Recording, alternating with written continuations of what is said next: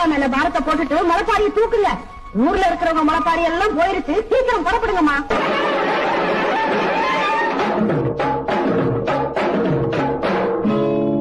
அள்ளி கொடுக்கும் நல்ல மனசு என்றும் இருக்கு உனக்கு.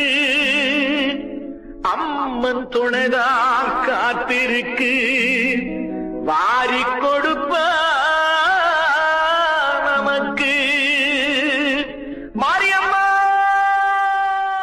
விதை போட்டு வளர்த்தாலும் வெகுநாளா காத்தாலும் அழகாக வளர்ப்பது அவபாரம்தான். தினம் நீரூட்டி வளர்ப்பவ கருமாரிதான்.